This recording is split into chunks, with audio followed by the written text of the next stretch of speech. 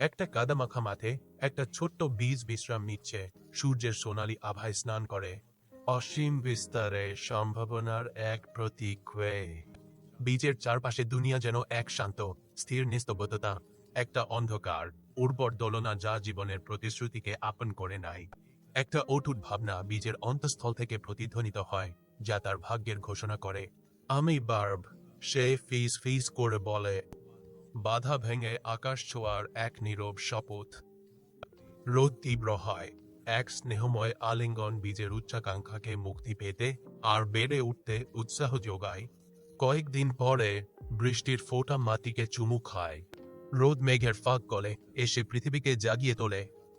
একটা বীজ মাটির তলার ভেতর নড়ে ওঠে, টান মারে, আলোকে ছোঁয়ার জন্য আকুল হয়।